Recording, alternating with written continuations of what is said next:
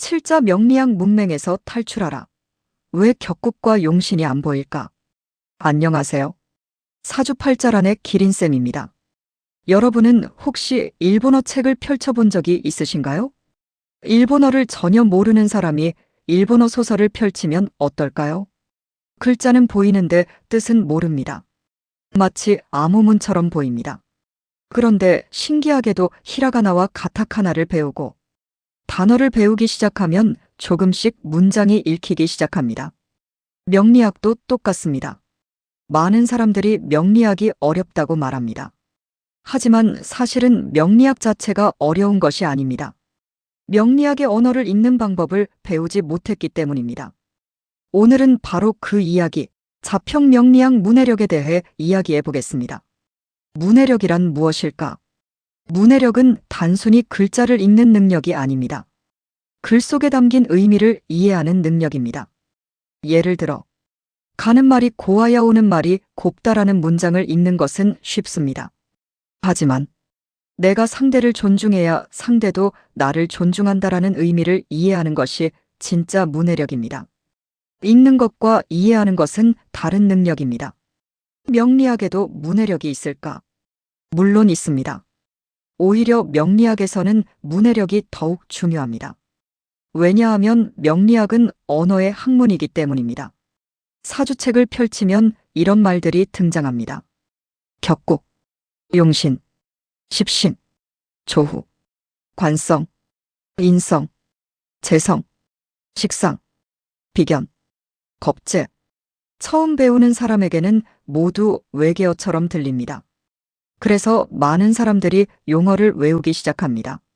하지만 외우기만 하면 오래가지 못합니다. 왜냐하면 뜻을 모르기 때문입니다. 용신은 왜 용신일까? 예를 들어보겠습니다.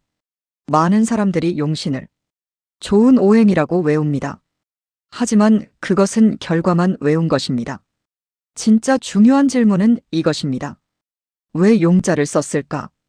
왜 신자를 썼을까? 옛사람들은 사주의 균형을 잡는 핵심 역할을 하는 요소를 설명하기 위해 용신이라는 이름을 만들었습니다. 이 의미를 이해하는 순간 용신은 암기 대상이 아니라 구조를 설명하는 언어가 됩니다. 십신은 귀신 이야기가 아니다. 십신도 마찬가지입니다. 많은 초보자들이 신이라는 글자를 보고 신비주의를 떠올립니다. 하지만 십신은 귀신 이야기가 아닙니다. 인간이 사회 속에서 살아가며 맺는 관계와 역할을 설명하는 언어입니다. 비견은 나와 같은 사람, 겁재는 경쟁 관계, 식상은 표현과 생산, 재성은 관리와 운영, 관성은 책임과 질서, 인성은 보호와 학습.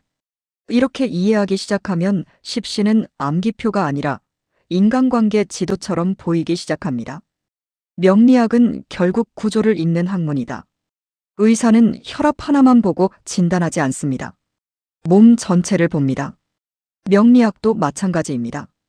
목 하나만 보는 것이 아닙니다. 화 하나만 보는 것도 아닙니다.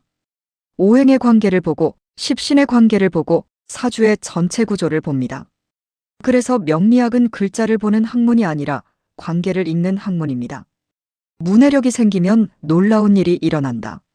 예전에는 격국이 암호처럼 보였습니다. 그런데 이제는 구조가 보입니다. 용신이 비법처럼 보였습니다. 그런데 이제는 균형 원리로 보입니다. 십신이 외워야 할 표처럼 보였습니다. 그런데 이제는 인간을 설명하는 언어로 보입니다. 언어가 열리면 구조가 보입니다. 구조가 보이면 통변이 보입니다. 통변이 보이면 인간이 보입니다. 오늘의 핵심 정리. 자평 명리학 문해력이란 명리학의 언어를 이해하고 사주의 구조를 읽고 인간과 삶의 원리를 해석하는 능력입니다. 그래서 명리학 공부의 시작은 사주풀이가 아닙니다. 격국을 외우는 것도 아닙니다. 용신을 찾는 것도 아닙니다. 먼저 왜 격국이라고 부를까? 왜 용신이라고 부를까? 왜 십신이라고 부를까? 이 질문을 던지는 것입니다. 그 순간부터 여러분은 사주를 외우는 사람이 아니라 인간을 이해하는 사람이 되기 시작합니다. 1분 핵심 요약. 명리학은 운세를 외우는 학문이 아니다. 명리학은 언어를 이해하는 문해력의 학문이다. 오늘은 여기까지입니다. 감사합니다.